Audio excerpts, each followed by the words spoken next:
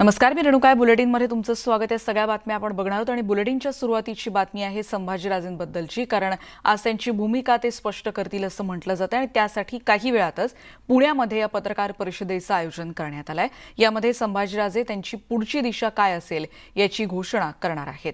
संभाजीराजेंचा 3 मे 2022ला राज्यसभा सदस्यत्वाचा कार्यकाळ संपला आणि 2च दिवसांपूर्वी त्यांनी विरोधी पक्षनेते देवेंद्र फडणवीसांची सागर या त्यांच्या निवासस्थानी भेटही घेतली होती आणि आता ते पुढच्या प्रवासाबद्दल काय निर्णय घेणार हे काही मिनिटांमध्ये स्पष्ट होऊ शकेल, कारण काही वेळातच त्यांच्या पत्रकार परिषदेला आता सुरुवात होणार आहे। त्यामुळे नवी दिशा ते ठरणार आहे त्यांची। नेमका कोणता पर्याय ते स्वीकारतात का कोणता आणखीन महत्त्वाची घोषणा ते करतात याकडे देखील लक्ष असणार आहे। त्यामुळे आज काही वेळातच संभाजीराजे याबद्दलची भूमिका जाहीर करणार आहेत। राजकीय पर्याय द्यावा अशी समर्थकांनी एकीकडे मागणी केलेली आहे, त्यामुळे त्यांच्या भूमिकेकडे विशेष लक्ष असणार आहे। अधिक माहिती घेऊयात, वैभव सोनवणे आमचे प्रतिनिधी आता आपल्या सोबत आहेत। वैभव, तर्कवितर्क अनेक आहेत, सध्या काय चर्चा सुरू आहेत पुण्यात? रेणुका, केंद्रीय राजकारणाचे दोन जे मुख्य प्रवाह आहेत, या जे दोन्ही प्रवाह जे आहेत ते छत्रपती संभाजीराजेंनी चाचपून बघितलेले होते। भाजप आणि काँग्रेस यापैकी कुठून नव्यानं काही राजकीय आधार मिळतोय का याची चाचपणी त्यांची टर्म संपण्यापूर्वीपासून ते करत होते। भाजपचे अनेक नेत्यांना ते भेटले, दुसऱ्या फळीतल्या नेत्यांना भेटले, मात्र कुठूनही त्यांना ठोस असं आश्वासन जे ते मिळालेलं नाही। केंद्रीय राजकारण करण्यात रस आहे असं महिनाभरापूर्वी ते म्हटल्यानंतर सातत्यानं 2 वेळा ते दिल्लीला जाऊन आले। त्यानंतर गुजरातमध्ये काही जणांच्या भेटी घेतल्या, अमित शहा ते निकटवर्ती होते त्यांच्या भेटी घेतल्या। काँग्रेसमध्येही त्यांनी प्रयत्न करून बघितला, मात्र फार त्यांच्या हाताला काही लागलं नाही आणि त्यानंतर संभाजी छत्रपतींचे कार्यकर्ते जे आहेत ते आक्रमक झालेले होते। नव्या वेगळ्या संघटना ज्या शिवप्रेमींच्या वेगळ्या संघटना आहेत, या सगळ्या एकत्र करून एक नवी चूल मांडण्याचा प्रयत्न संभाजी छत्रपती करतील अशी चर्चा सुरू आहे। मात्र आजच्या पत्रकार परिषदेमध्ये तुर्तास एकला चलो रे अशी भूमिका संभाजी छत्रपती जाहीर करतील असा कयास आहे, कारण सगळे राजकीय ॲफिलिएशन्स जे आहेत ते आपण सोडतोय असं ते सांगण्याची शक्यता आहे। यापूर्वी ज्या राजकीय पक्षांशी संबंध होते किंवा नव्यानं कुठल्या राजकीय पक्षाच्या सोबत जाणार नाही ही भूमिका ते स्पष्ट करतील आणि मग ते पक्ष काढणार की काही संघटना काढणार, कशाच्या माध्यमातून ते काम करणार, दबावगट तयार करणार का, असे अनेक प्रश्न आहेत। या प्रश्नांची उत्तर आता पत्रकार परिषदेमध्ये मिळतील।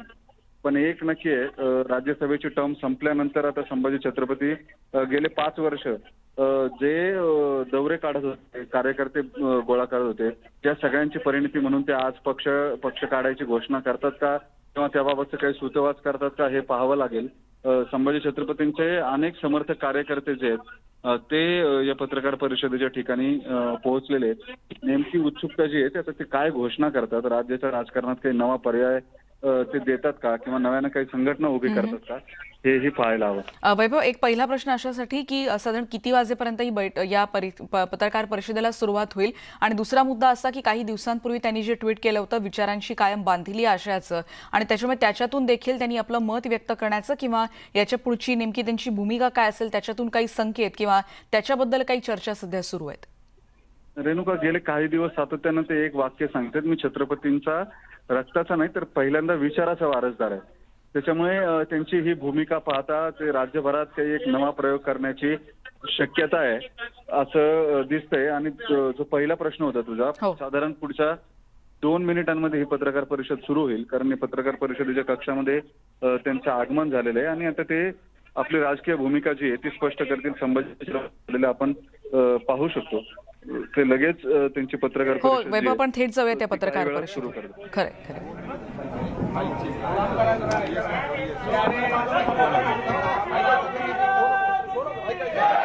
भरपूर माईक लागते, माईक लावायचं माईक समोर खूप माईक होतील, खूप होतील। एक माईक आम्ही लिंक देतो, मीडिया देतो, खूप सारे माईक माईक हात लावणार नाही मला एकदा सांगावं लागेल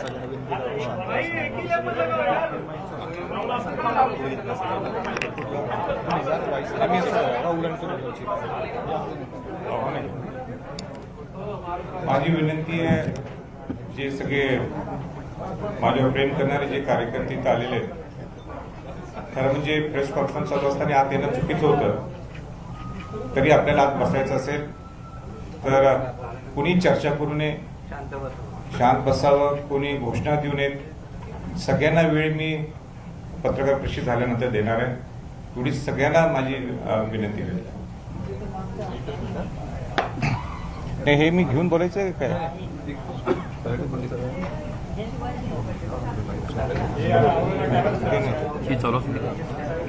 ते सगळं धनंजय करतो. हा एकच सेकंड. बाकीच्यांचं झालं इथे लाईव्ह याच्यात ठेवलं चालेल का?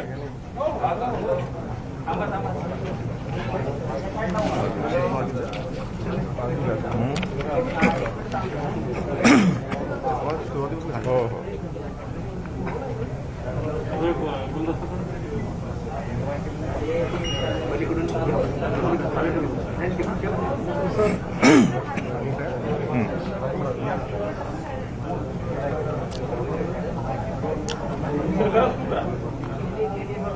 ते तुमचं झालं का? फोन सायलेंट करा. फोन झालं. बाकीच्या बाजूला काढा. बाकी सगळे बाजूला सरका बसून घ्या. हा. आपले सगळे बाजूला सरका. आपले सगळे बाजूला सरका. हो, एक मिनिट.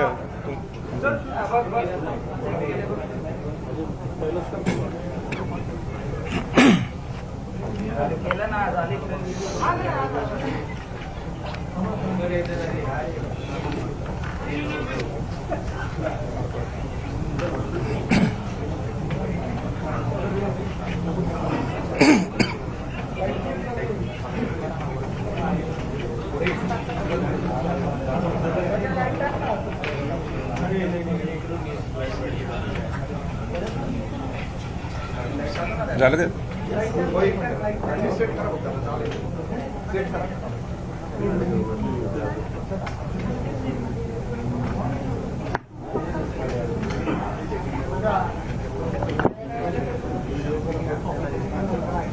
राहू दे सर.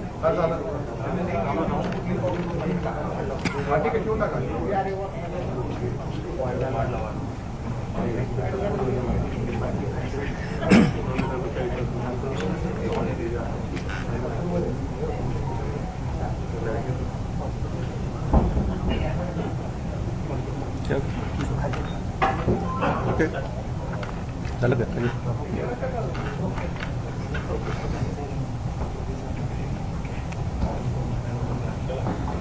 सर्वांना माझा नमस्कार. इतके वर्ष महाराष्ट्रातल्या लोकांनी या छत्रपती घराण्यावर जे नितांत प्रेम केलं आणि या प्रेमापोटी मी महाराष्ट्र पिंजून काढू शकलो. 2007 पासून ते आतापर्यंत या 2 दशकात एक गोंदिया हा जिल्हा जर सोडला तर मी पूर्ण महाराष्ट्र फिरलोय, महाराष्ट्र पिंजून काढलंय. अनेक विषयासाठी माझे दौरे होते अनेक वर्ष. शिवाजी महाराजांचा, छत्रपती शाहू महाराजांचा विचार पोहोचवण्यासाठी मला ती संधी आली होती. शिवशाहू दौऱ्याच्या माध्यमातून जे बहुजन समाजाला आरक्षण दिलं होतं ते जागृत करण्यासाठी, समाजाला सांगण्यासाठी की तुमचा सुद्धा अधिकार आहे, ही सुद्धा मला संधी आली होती. हे अनेक 15-20 वर्षात शेतकऱ्यांचे प्रश्न असतील, अतिवृष्टी असेल किंवा ओला दुष्काळ असेल, कामगारांचे प्रश्न असतील, विद्यार्थ्यांचे प्रश्न असतील, हे सगळं या दौऱ्याच्या माध्यमातून मी सगळ्यांना भेटू शकलो, समजू शकलो. का शिवाजी महाराजांच्यावर शाहू महाराजांचे इतके लोक प्रेम करतात ते मी अनुभवू शकलो आणि त्याच्यात एक वेगळी ऊर्जा मला मिळाली, याबद्दल काही दुमत नाही. हे माजी मुख्यमंत्री देवेंद्र फडणवीसजी यांना लक्षात आल्यानंतर आत्ताचे पंतप्रधान नरेंद्र मोदीजींच्या लक्षात आल्यानंतर त्यांनी मला बोलवून विनंती केली की आपण राष्ट्रपती नियुक्त खासदार व्हावं. राष्ट्रपती नियुक्त खासदारची एक गरिमा वेगळी असते आणि म्हणून आपण हे पद स्वीकारावं आणि म्हणून मी ते 2016ला ते पद स्वीकारलं. आणि म्हणून प्रथमतः मी राष्ट्रपती महोदयांचं, पंतप्रधान नरेंद्र मोदीजींचं, माजी मुख्यमंत्री देवेंद्र फडणवीसजींचं मी मनापासून आभार व्यक्त करतो या प्रसंगी. पण हे आभार व्यक्त करत असताना सुद्धा ज्यावेळी मी पहिल्यांदा नरेंद्र मोदीजींना भेटलो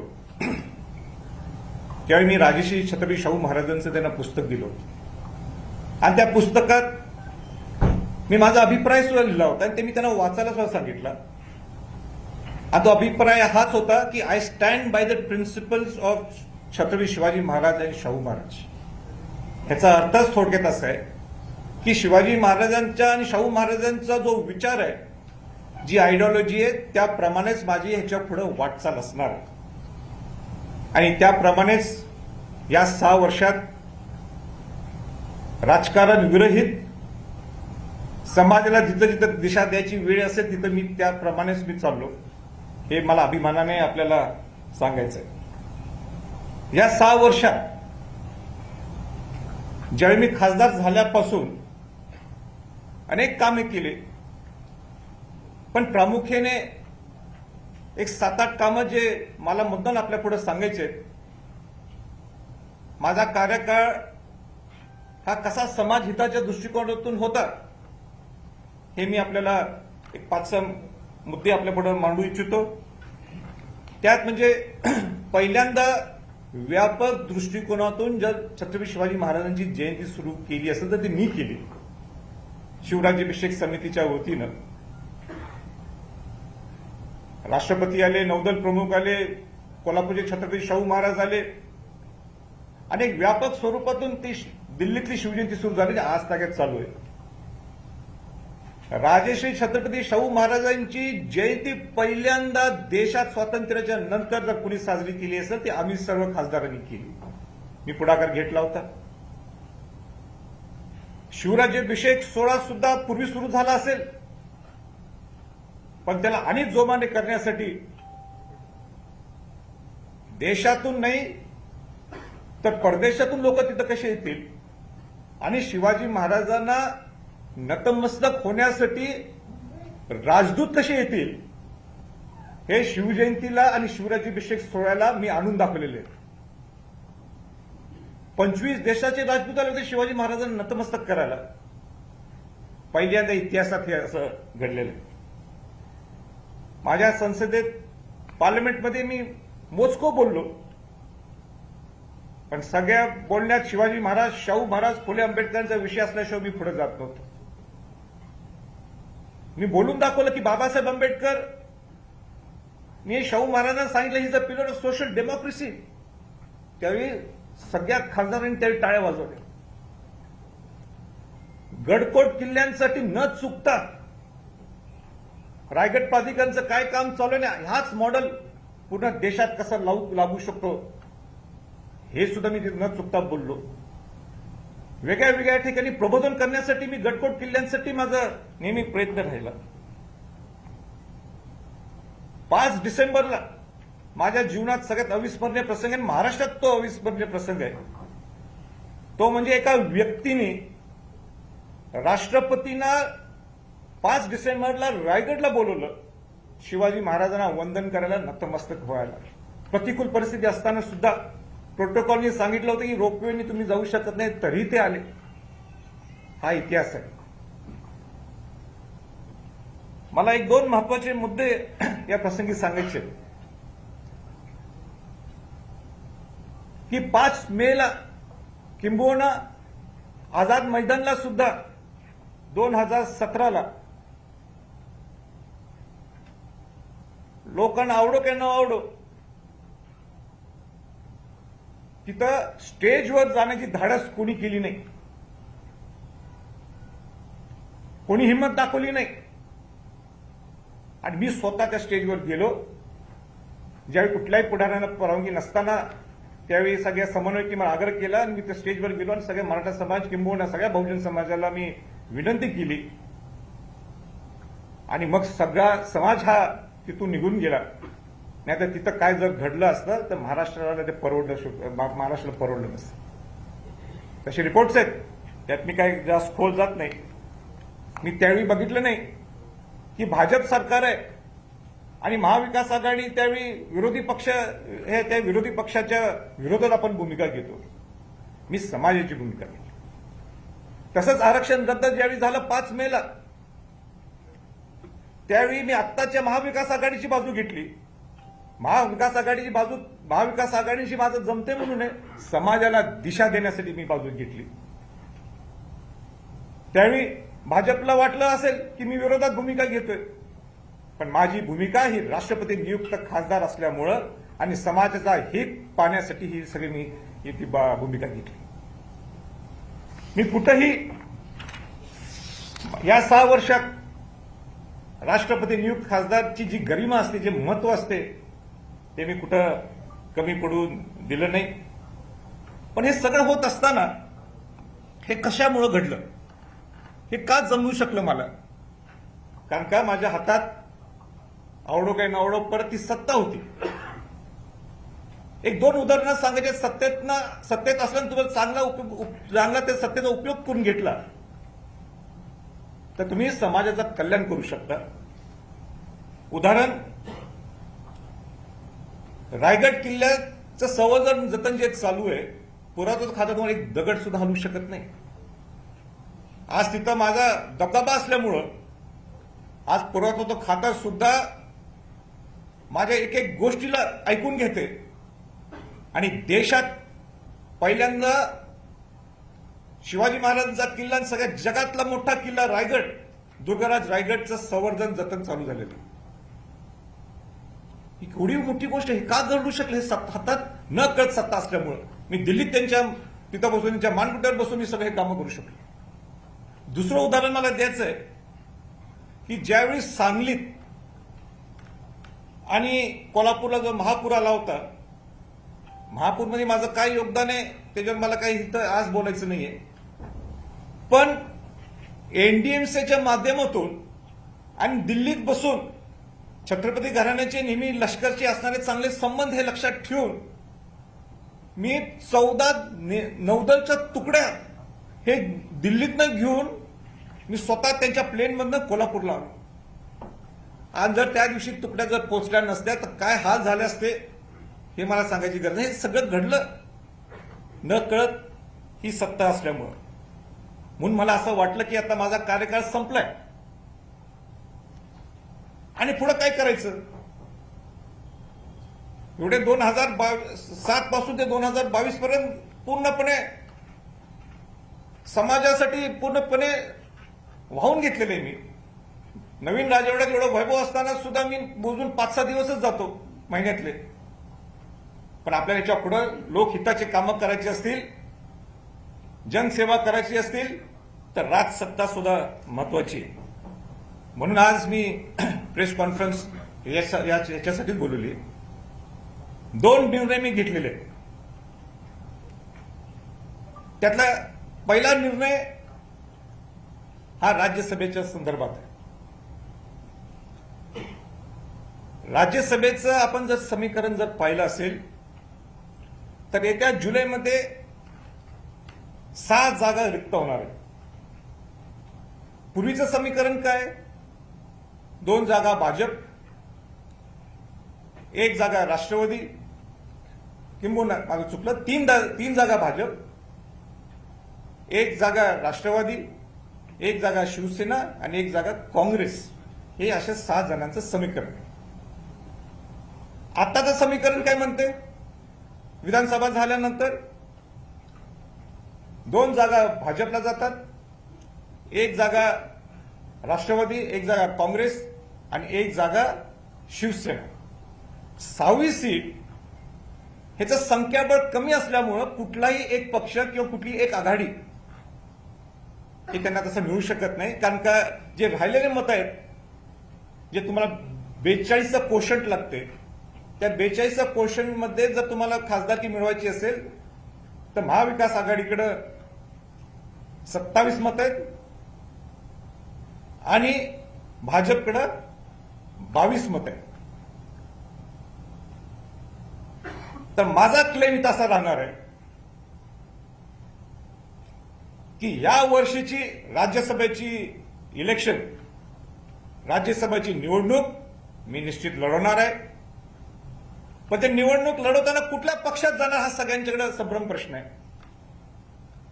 तर या प्रसंगी मी पत्रकार माध्यमांच्या माध्यमातून सांगू इच्छितो की या वर्षीची माझी इलेक्शन हे मी अपक्ष म्हणून लढवणार आहोत.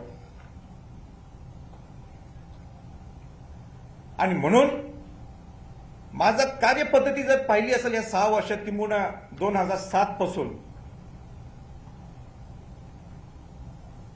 राजकारण विरहित समाजाला दिशा नेहमी देताना मी केव्हा बघितलं नाही आझाद मैदानामध्ये त्याचा फायदा कोणाला होईल, मी केव्हा बघितलं नाही की आरक्षण रद्द झाल्यानंतर त्याचा फायदा कोणाला होईल. एकच हित बघितलं की समाजाचं हित पाहिलं. गडकोट किल्ल्यांचं काम करत असताना, दुर्गराज रायगडचं काम करत असताना काही पाहिलं नाही मी. नुसतं एकच की आपले गडकोट, शिवाजी महाराजांचे गडकोट किल्ल्याचं संवर्धन व्हायला पाहिजे. बहुजन समाजाला न्याय मिळण्यासाठी असेल, मराठा समाजाला न्याय देण्यासाठी असेल, सगळ्यांना एकत्र घेऊन जाण्यासाठी हा माझा स्वभाव असेल. हे सगळं होत असताना माझा अधिकार बनतो की आपण अपक्ष म्हणून मला सगळ्यांनी सपोर्ट करणं गरजेचं आहे. प्रामुख्याने माझा पहिला आव्हान राहील, विनंती राहील की जे 29 अपक्ष आमदार आहेत, त्याच्यामध्ये छोटे मोठे पक्ष आहेत, त्यांना कुठं व्हीप लागत नाही. तुम्ही मोठं मन दाखवायला पाहिजे. नुसतं शिवशाहूंचा वंशज म्हणून नाही, तर मी केलेलं कार्यपद्धती माझी पहा. आणि तुम्ही मला जाहीरपणाने मला सपोर्ट करावं. तुम्हाला मी निश्चित भेटायला येणार आहे, माझी बाजू तुम्हाला समजून सांगणार आहे. पण मला विश्वास आहे की तुम्ही सुद्धा, जर एक व्यक्ती, छत्रपती घरातली एक व्यक्ती जर सामाजिक हितासाठी राजकारण विरुद्ध काम करू शकते, तर मग आपण याच व्यक्तीला परत एकदा राज्यसभेला पाठवू शकत नाही. हा माझी त्यांना विनंती राहणार आहे. दुसरी, जे पक्षातले लोक आहेत, वेगळ्या पक्षातले, महाविकास आघाडीतले असतील, भाजपमधले असतील, मी ज्यावेळी तुम्हाला सपोर्ट केला ते लोकहिताच्या दृष्टिकोनातून सपोर्ट केला. गडकोट किल्ल्यांसाठी मी बघितलं नाही मला किती मतं पडणार आहेत. दुर्गराज रायगडचा इतिहास संवर्धन करताना मी पाहिलं नाही की मला त्यात किती मतं मिळतील किंवा याचा माझा वैयक्तिक राजकीय फायदा कसा होईल, अजिबात पाहिलं नाही. 2007 पासून बाहेर पडलोय मी आजपर्यंत, मी पाहिलं नाही की मला काय फायदा होईल याच्यातला. पण समाजासाठी, शिवशाहूंचा वंशज या नात्याने मी बाहेर पडलो. आज तुमची वेळ आलेली आहे. तुम्ही सुद्धा एक चांगली व्यक्ती, माझं कार्यकाळ संपला असल्यामुळं जे माझं योगदान आहे ह्याची दखल घेऊन आपण मला राज्यसभेत पाठवावं म्हणून मी सर्वपक्षीय नेत्यांना मी विनंती करू इच्छितो. आपण पाठवाल हा माझा विश्वास आहे. म्हणून मी स्पष्ट परत एकदा सांगू इच्छितो, मी कुठल्या पक्षात जाणार नाहीये. मी अपक्ष म्हणून ही इलेक्शन लढवणार आहोत. मी आजपासून कुठल्या पक्षाचा सदस्य नाहीये. माझा दुसरा निर्णय, मी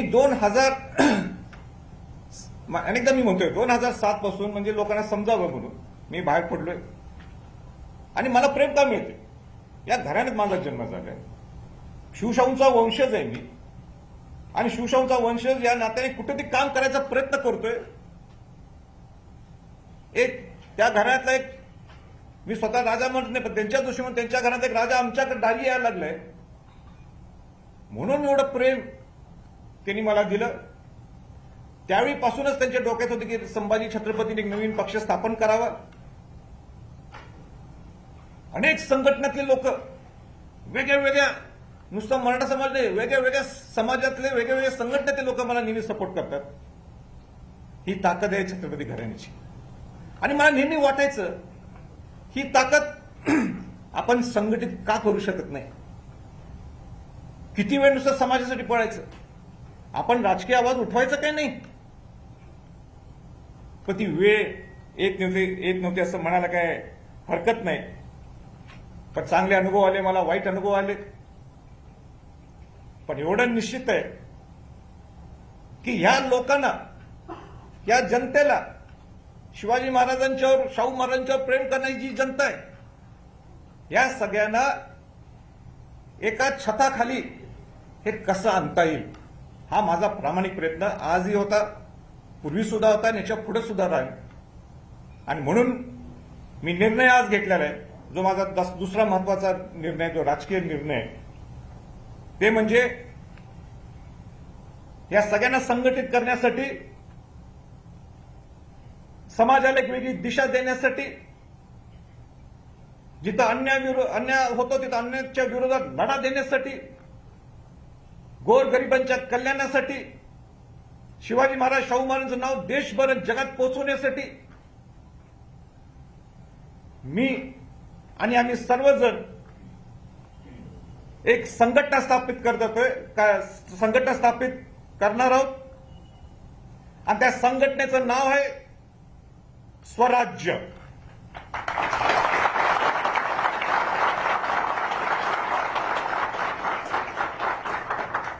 स्वराज्य या संघटना ह्याचा प्रसार होण्यासाठी, स्वराज्य संघटित करण्यासाठी मी लगेचच, लवकरच, या महिन्यातच,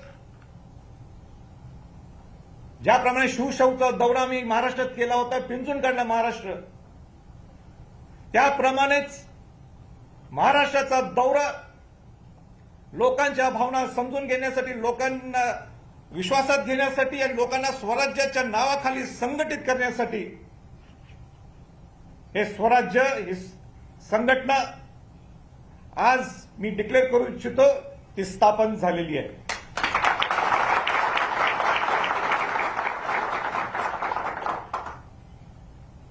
मगाशी म्हटल्याप्रमाणे ज्यावेळी माझा सामाजिक प्रवास सुरू झाला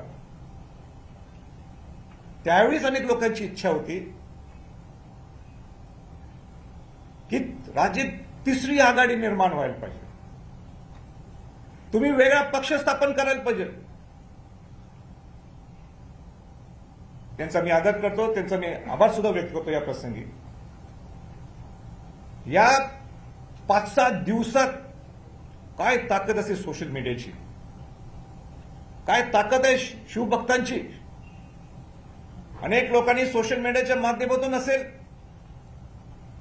वैयक्तिक मला मेसेजच्या माध्यमातून असेल, व्हॉट्सअपच्या माध्यमातून असेल, मी शेवटी फोन उघडायचाच बंद केला. की सगळ्यांचं म्हणणं होतं, बहुतांश लोकांचं म्हणणं होतं की संभाजीराजे आपण स्वतंत्र पक्ष काढा. मी त्यांचा आदर करतो, त्यांचा आभार व्यक्त करतो. असंच प्रेम याच्या पुढे हीच भावना तुमची राहायला पाहिजे आमच्याबद्दल. पण पहिला टप्पा, माझा राजकीय वाटचालीचा पहिला टप्पा असणार आहे की स्वराज्य हे संघटित करायला पाहिजे, आपली ताकद तिथं निर्माण व्हायला पाहिजे. आणि स्वराज्य संघटित करत असताना आपण ज्या पद्धतीने प्रेम दिलं, आपण ज्या पद्धतीने ताकद दिली, पण मी या प्रसंगी एवढं सुद्धा सांगू इच्छितो, ही संघटना, हे स्वराज्य उद्या राजकीय पक्ष झाला तरी काही वावगं समजू नये. माझी त्याला तयारी सुद्धा आहे.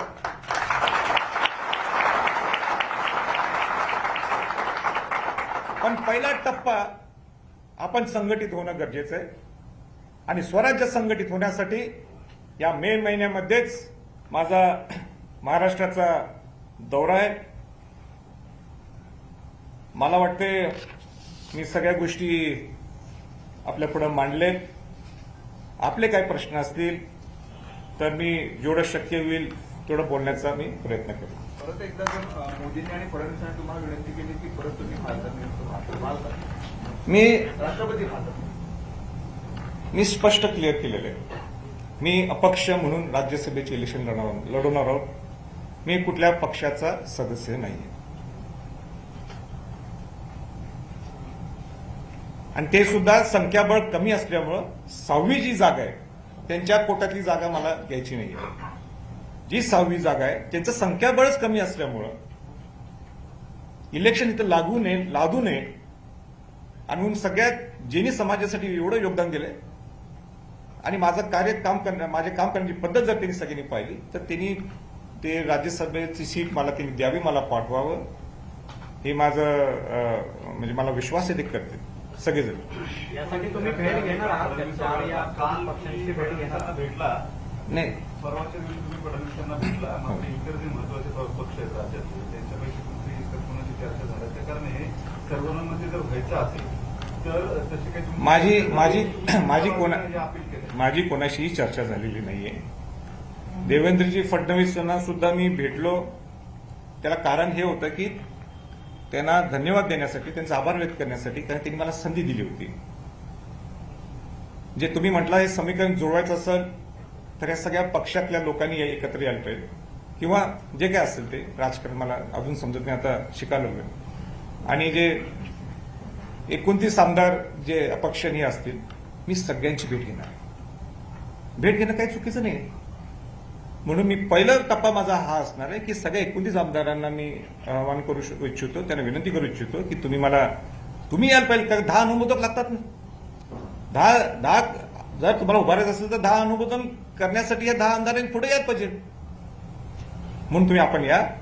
पाठोपाठ मी लगेच सगळे जे प्रमुख नेते असतील त्यांना सुद्धा मी भेट घेईन. त्यात काय कमीपणा वाटण्याचं काही नाही. कोट्यातली जागा तुम्हाला पुण्याच्या कोट्यातली जागा तुम्हाला तुम्ही जाणीवपूर्वक तुम्ही नाकारताय की त्याच्याकडनं तसा प्रस्ताव आला तुम्ही स्वीकारण्यास तयार आहात? राष्ट्रपती नियुक्त खासदार असल्यामुळे कोणाकडे गेलो नाही. आणि म्हणून मला त्यांना डिस्टर्ब सुद्धा करायचं नाही. जो माझा अधिकार आहे तो आपण मागू. आणि म्हणून मी आज ठरवले की आपण अपक्ष म्हणून जायचं. त्यांना अपक्ष म्हणून जर सन्मान करायचा असेल तर ते मला सांगतील, नाही तर आपला मार्ग आहे चालू. कोणी ऑफर केली तर देऊ केली तरी नाही, आता मी माझी मानसिकता तयार मी केलेली आहे की अपक्ष म्हणूनच लढवणार. तुम्ही एकीकडे म्हणताय की मी अपक्ष निवडणूक लढवणार आणि दुसरीकडे संकेत देताय स्वराज्याच्या माध्यमातून जर हा पुढे राजकीय पक्ष जर झाला तर तुम्हाला कसं वाटतं की नाही, हे बघा, तो विषय नाही आहे. आज तर तो विषय नाही. तो विषय मी का बोललो, कारण का तुम्ही स्वतः बघितलं असेल की ज्या पद्धतीने सोशल मीडियावर मुवमेंट चालू झालेली आहे, ज्या पद्धतीने मला 2007 पासून मी जसं बाहेर पडलो त्यावेळीपासून मला लोक बोलतात, असं ना कोणी पक्ष काढणं हे चुकीचं नाही ना. का काढू नये? काय दुसऱ्याने काढायचं नाही, आम्ही काढायचं नाही असं कुठलं काय? पहिला आमचा टप्पा आहे. मला समजून माझी ताकद सुद्धा काय आहे. आपण स्वराज्य संघटित करू आणि मग पुढे ठरू. तुम्ही म्हणालात स्वराज्य ही संघटना जर राजकीय झाली तर वावगंही कोणी समजू नये, तर ही तुमची पुढच्या राजकीय ऍक्टिव्ह पॉलिटिक्स मधल्या पावलाचं म्हणजे बाकी समजावी का? हे प्रेशर आहे का बाकीच्या पक्षांवर? जर माझी स्पर्धा माझ्याशी आहे. माझी स्पर्धा ही माझ्याशी आहे. मी सगळ्या जे शिवभक्त आहेत, शाहू भक्त आहेत, यांना संघटित करण्यासाठी मी बाहेर पडलोय. त्याचा आता दुसरा कोण काढतो तर त्यांचा प्रश्न आहे. पण आता महाराष्ट्राचं जे राजकीय वातावरण आहे प्रचंड दरी निर्माण झाली आहे. म्हणजे एखादे विरोधी पक्ष आणि जे सत्तेतले पक्ष आहेत ते एकमेकांशी सौहार्दाने बोलतात की नाही असाही प्रश्न निर्माण होतो. तर अशा परिस्थितीमध्ये सर्व पक्षीयांचा तुम्हाला पाठिंबा मिळेल का? त्यांचं एकमत होईल का? म्हणजे तुमचं असेसमेंट काय? तुम्ही काय विचार मी करता? असेसमेंट काय केलं नाही, पण एवढं मला माहिती आहे की जेच मागापासून मी बोलत होतो की 6 वर्षाचा माझा कार्यकाळ पाहिला तर मी पोषक उमेदवार आहे सर्वांसाठी. महाराज आगामी निवडणुका होत आहेत स्थानिक स्वराज्य संस्थांच्या. आता आपली संघटना आहे, आपले कार्यकर्ते विविध पक्षांचे आपल्याला मानणारे आहेत, वेगवेगळ्या पक्षात जरी असले तर त्यांनी काय भूमिका घ्यावी? नाही, आता मी अजूनही मला पहिल्यांदा दौरा आखायला पाहिजे. दौरा आखल्यानंतर त्यांच्या काय भावना आहेत, त्यांना कसं संघटित व्हायचंय आज मी जाहीर केलेलं आहे. पण उद्या त्यांच्या मनात काय हे दौऱ्यात गेल्याशिवाय समजणार नाही. इथं पुण्यात किंवा मुंबईत किंवा नवीन राजवाड्यात बसून समजणार नाही. तर त्याला त्यांच्या ऑन फील्ड जायला पाहिजे. आणि ऑन फील्ड जाण्याची जेवढी माझ्याकडे ताकद आहे, महाराष्ट्राचे मोजके लोक आहेत जेवढे फिरू शकतात, करू शकतात. दिलेला शब्द मी नेहमी पाळतो. आणि म्हणून तिथं जाऊ, पोहोचू त्यांच्याकडे, त्यांच्या काय भावना समजू, मग पुढची लाईन आहे. ठिकाणी जातात काय? त्याची धोरणं तुम्हाला पटली नाही. काय म्हटलं? भाजपनं तुम्हाला राज्यसभेवर संधी दिली होती, त्याच्यासोबत काणी जातात त्याचे आहे बघा, 6 वर्ष राष्ट्रपती नियुक्त खासदार झाल्यामुळं त्यांनी शिफारस केली नरेंद्र मोदीजींनी, म्हणून मी त्यांना आभार व्यक्त केलं. मी कोणाच्यावरच निघालो नाही ना. नाही, पण त्याचा आभार व्यक्त केलं नाही. पहिले माझी सुरुवातीलाच मी त्यांचा आभार व्यक्त केलं. मी देवेंद्र फडणवीसांना आभार व्यक्त केलं मुंबईत, आणि काय आभार व्यक्त करायचं. म्हणून आता मी माझी लाईन क्लिअर आहे, अपक्ष म्हणून. स्वतःला का दूर ठेवतात? तुम्ही दोन प्रमुख सत्ता स्थानं असताना एकीकडे महाविकास आघाडी, दुसरीकडे भाजप आणि इतर पक्ष, त्यांच्यापासून स्वतःला का बनतो असं दूर? दूर ठेवतो. लोकांना आवडलं ना, की जनतेला आवडलं की राजकारण विरहित सुद्धा त्यांना छत्रपती पाहायचं आहे. छत्रपती हा घराण्यात जन्म झाल्यामुळे जरा सगळ्यांना घेऊन जायचा त्याचा स्वभाव असतो. पण आता कुठेतरी राजकारणात काय यायला पाहिजे की सडेतोड सुद्धा बोलता यायला पाहिजे. पूर्वी जरा सांभाळून बोलायचं. आता जर चुकलं तर तिथल्या तिथं करेक्ट व्हायला पाहिजे. मत दाबून ठेवायचं नाही, ही लाईन आहे. हा? संघटनेचं काही चिन्ह ठरवलेलं आहे का? किंवा नाही, अजून चिन्ह काय ठरवलं नाहीये. चिन्ह काय ठरवलं नाही. कलर कुठला ठरवला नाहीये. जसं दौऱ्यात जाऊ त्यावेळी सांगतील लोक, हा कलर घ्या, हे चिन्ह घ्या. पण रक्तात आणि हृदयात हा केशरी पट्टा तर कुणी काढून घेऊ शकत नाही.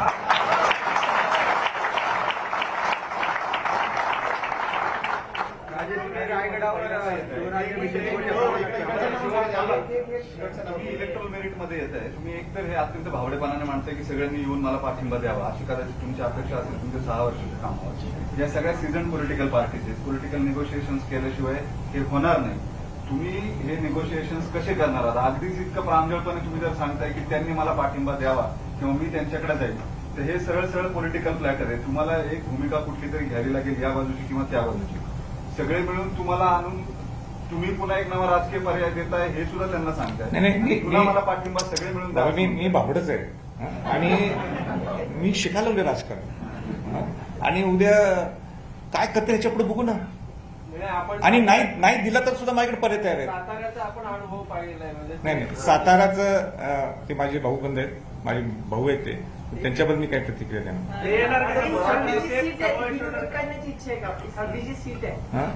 मी कोणतं सांगणार ते. माझी इलेक्शन लढवायची तयारी आहे. मला दहा जे आपले अपक्ष हे आमदार आहेत त्यांनी मला अनुमोदन दिलं ना, आपण निघालो. मला तयार कशाला करायची गरज आहे? दोघे नाही तर तेच मला बघायचंय ना. आता तेच मला बघायचंय. ऐका ना, तेच मला बघायचंय. ते कोणाला पाठिंबा देत माहित नाही, पण ते इकडे तिकडे करू शकतात. त्यांना काय ओपन बॅलेट नाहीये. ते कोणालाही सपोर्ट करू शकतात. त्यांच्यातलं सिंगल पार्टी सुद्धा कोणालाही सपोर्ट करू शकते. मला हेच बघायचंय की शिवाजी महाराजांचं नाव तुम्ही घेता, शाहू फुले आंबेडकरचं नाव घेता, आणि त्यांचा वंश शाहू फुले आंबेडकरच्या नावाने काम करतो. जे मी 6-7-8 मुद्दे मी मोजके सांगितले, ह्याच्यात जर राजकारण विरोध कोणाची तिकडे समिती सदस्य असताना सुद्धा मी महाविकास आघाडीची बाजू घेते. असं कोण करते का? पण मी केलं आहे. बघू ना आता किती बोलायचं. नाही, दाबून विषय नाही. काय नाही, ते काय तसं माझं ते ऍक्च्युली वाक्याचं इंटरप्रिटेशन चुकीचं होऊ शकते. आणि मी बोलणं सुद्धा तो पॉईंट जरा सरस तो किती पॉईंट नव्हता. पण उलट आता असून दे, पूर्वी असून दे, चुकलं की आपण बोलायचं. मात्र तुम्ही असं म्हटलं की जनतेची कामं करण्यासाठी मला राज्यसभेवरती जायचंय, मात्र जनतेची कामं करण्यासाठी सुद्धा वेगळे प्लॅटफॉर्म आहेत. म्हणजे सामाजिक कार्यकर्ते म्हणतात विधानसभेमध्ये जायचं. नाही, आता हे बघा, राज्यसभा मला आवडते ना. इंटेलेक्च्युअल लोक तिथे येतात, मग झालं काय चुकीचं तिथे. उद्या वेळपासून लोकसभेच लढवेल असं नाही म्हणून मी लोकसभा लढवणार नाही. मला एकमेव मी माणूस आहे एकमेव नाही, एक ठराविक 2-3 महाराष्ट्रात सोडले तर ते महाराष्ट्रात कुठेही लढू शकतात इलेक्शन. त्यामध्ये मी एक आहे.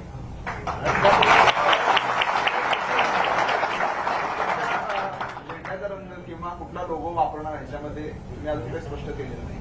पण ज्या मनसेनं शिवमुद्रा आपल्या त्यांच्या झेंड्यावर वापरली आणि त्याचा अपमान त्यांच्या पक्षामध्ये झाला, म्हणजे एकूणच आपण सोशल मीडियावर बघितलं की कशा पद्धतीनं ठीक शिवमुद्रा आहे, वापरली. लोकशाहीत सगळं चालते. लोकशाहीत सगळं, शिवाजी महाराज सर्वांचे आहेत, त्यांचं ते बघतील. मला त्यात काही मराठा problem आरक्षणाचा याचा पुढचा लढा या सगळ्या याच्यावर कसा आहे? नाही. मराठा आरक्षणाचा विषय हा माझा क्लिअर कट आहे. जे राज्याची जबाबदारी आहे ती नेहमी मी बोलतो आहे, सेंटरची सुद्धा महत्वाची जबाबदारी आहे. आणि जे मी पार्लमेंटमध्ये मी बोललो, आणि हे तुम्हाला माहित पाहिजे की मला परवानगी दिली नव्हती. मी परवानगी हिसकावून घेतली, स्पीकरला सांगितलं मला बोलावं लागतं आरक्षणाची बातमी, का मी शाहूंचा वंशज आहे ज्यांनी आरक्षण पहिल्यांदा. या सगळ्या गोष्टी तो तर माझा अजेंडा अनेक आता पूर्वीसारखं नुसतं मराठा राज्याभिषेक सोहळा किंवा गडकोट एवढंच रूप नसणार, ते आता वास्ट झालेलं आहे आणि सगळे विषय घेऊन पुढे जाणार तर आहे. या संघटनेच्या माध्यमातून तुम्ही म्हणजे गडकोटांचं संवर्धन किंवा शिवाजी महाराजांचा विचार हे तर सगळं आहे, पण या व्यतिरिक्त अजून कोणतेही इश्यू तुमच्या अजेंडावर आहे ज्याला तुम्ही स्पर्श करू इच्छिता, ज्यावर काम करण्याचं तुमचं ध्येय आहे त्या तेच संघटनेत? दौऱ्यात हे सगळ्या गोष्टी सगळ्याच क्लिअर होतील. पण पहिला निश्चित आहे ह्या गडकोट किल्ल्यांच्या बरोबर किंवा शिवराज्याभिषेक सोहळ्याच्या बरोबर तर शेतकऱ्यांचा विषय हा माझा जिव्हाळ्याचा प्रश्न आहे.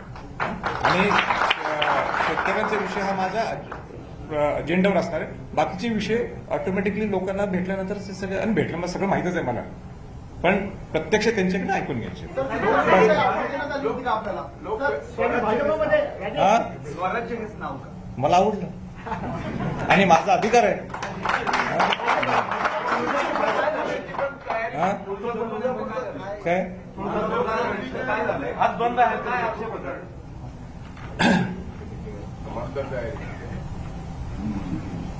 कोल्हापूर करवीर छत्रपतींचे कुलचार हे त्या प्रशासकीय लोकांनी समजून घेतले नसतील.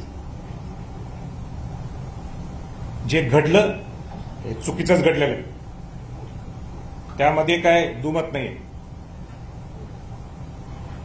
इंग्रजांची राजवट होती, निजामांची राजवट होती, त्यावेळी हा कायदा त्यांनी का आणला नाही हो? आत्ता सुचले त्यांना हा कायदा आणायचा. करवीर छत्रपतींचे कुलचार जे आहेत ते कसे तुम्ही चालू ठेवलेत, मग ते उडून का टाकत नाही? पहिला निवेद सकाळी, संध्याकाळचा निवेद, पहिला अभिषेक, संध्याकाळचा अभिषेक, देवीच्या वर ठेवणारं फूल हे छत्रपतींच्याकडनं दिलं जातं. ज्यावेळी देवीना मला वाटतं दसऱ्याच्या वेळी देवीला निद्रा करता देवी तो पलंग करवीर छत्रपतींच्याकडे असतो, त्यावेळी तुम्हाला काही सुचत नाही का? आता तुम्ही बोललाच, तुम्ही आणलेच आहेत मुद्दाम फोटो. हा फोटो जो दिसतो तुम्हाला यामध्ये मी आहे. केव्हाचा हा?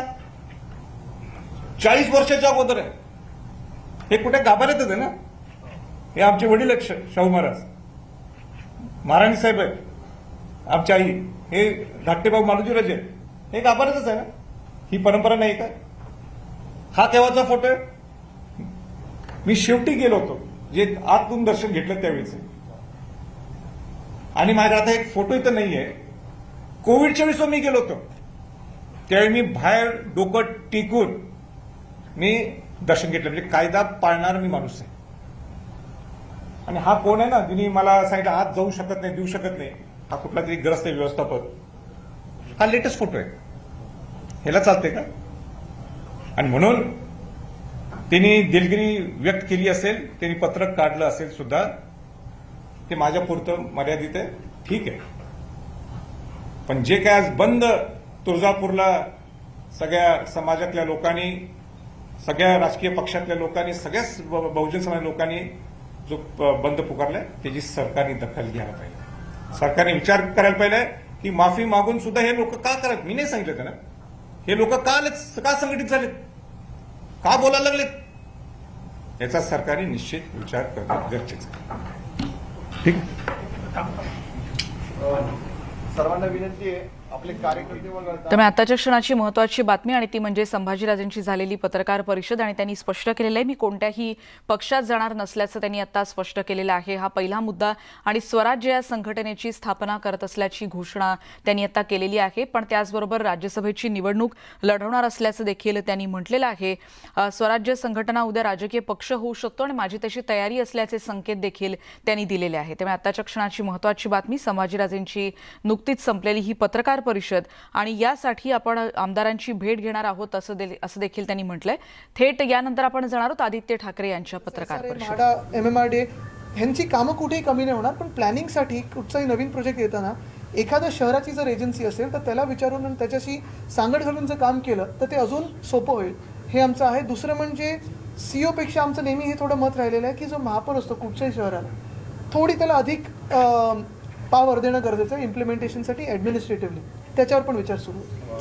मेयर काउन्सिलच्या साधारणतः कधीपर्यंत आपण करतो आहोत? एकच प्लॅनिंग अथॉरिटी आणि महापौरांचे अधिकार? नाही, प्लॅनिंग अथॉरिटीची प्रोसेस सुरू आहे, त्याच्यावर चर्चा सुरू आहे. सगळ्यांना एकत्र आणून मतं जाणून त्याच्यावर पुढे जाऊ. त्याचबरोबर आपण प्रदूषण कमी करण्यासाठी मुंबई महापालिकेच्या वतीनं जवळपास 7 ST प्रोजेक्ट्स राबवत आहोत. त्याचं टेंडर प्रक्रिया देखील ओपन झालेली आहे, म्हणजे पूर्ण झालेली आहे. परंतु 2020मध्ये जी टेंडर प्रक्रिया आपण कॅन्सल केली, कारण का की सर्वात जास्त त्यामध्ये अभाऊ टेंडर भरले गेले. परंतु या 1.5 वर्षाच्या कालावधीत मुंबई महापालिकेनं मात्र जवळपास 42% इस्टिमेट्स वाढवले गेले. म्हणजे ज्या कारणासाठी एक तुम्ही बघा ह्याच्यात मी बरोबर आहे, पण ह्याच्यात तुम्ही एक बघितलं पाहिजे की एस्टिमेट्स नुसतं ह्याचे नाही तर प्रत्येक आता परवाकडे मी बातमी वाचली की घरांच्या पण किमती कदाचित वाढू शकतात सिमेंट आणि स्टील प्राइसेसमुळे. पण ही जी पूर्ण प्रक्रिया होती, मला कौतुक महापालिकेचं ह्यापुढे खास करून करायचं आहे की या प्रक्रियेत सुप्रीम कोर्टने देखील कौतुक केलेल्या प्रक्रियेचं. आणि आपण बघाल तर ते मिनिट्समध्ये म्युन्सिपल कमिशनर महोदयांचं देखील अभिनंदन केलं की वेळेत आणि जशी प्रक्रिया झाली पाहिजे होती तशी झालेली. आता तेवढं मॉनिटरिंग असताना प्रक्रिया नीट झालेली. पण एक आहे महत्त्वाचं की आपण बघा STP आपले खरं तर ते BOD COD थोडं पुढे मागे सगळ्यांचं चाललेलं आहे. NGT कडून असेल, आपल्याकडून असेल. आता जे STP होतील 3200 MLD पाणी आपण प्रतिदिन समुद्रात फेकत असतो ट्रीट न करता. आता साधारणपणे 2700 ते 2900 MLD पाणी पुन्हा आपण आणू शकू आपल्या मुंबईत आणि ते पाणी आपल्याला इतर कारणांसाठी वापरता येईल. खरं म्हटलं तर ते पाणी पिण्यासारखं शुद्ध होईल. आपली थोडी मानसिकता बनवली की ते आपण पिऊ शकू, पण टेक्निकली ते पाणी पिण्यासारखं. पण त्याच्या संदर्भात महाघोटाळ्याचा आरोप सुद्धा विरोधकांकडून होतोय. ते रोज होत आहे. आता IPL मध्ये स्कोर एकाचा पुढे मागे झाला तरी बोलतील नाही हे चुकीचं खेळले, यांनी इकडे मारायच्या आधी तिकडे मारला, घोटाळा हे चालू राहणार. त्यांचा फक्त एवढा आक्षेप आहे की जवळपास 1.5 वर्षाच्या कालावधीत 7,000 कोटी रुपयाचं इतकं बजेट एस्टिमेट वाढण्यामुळे काय म्हणजे. पण त्यांचा आक्षेप म्हणजे महापालिकेवर आहे की सुप्रीम कोर्टावर आहे? कारण सुप्रीम कोर्टाने पूर्ण मॉनिटर केलेली प्रक्रिया. Timelines for singular planning authority, can we still say within the year maybe? Hopefully within the year. The thing is, we need to bring everyone on board, which we are doing right now. Thankfully, what has happened in the past 2 years, the state government and the ruling dispensation in the BMC being fully aligned, there is good progress in terms of all the projects. And we work together every Wednesdays. We have a review meeting either in Mantralaya or in MMRDA with all the major infrastructure projects, also in terms of minor tactical urbanism. So these projects are, on track. There is coordination from everyone, but we need to put in a system whereby the implementation agencies remain all of these. However, there is single planning authority by which we can move ahead as a city.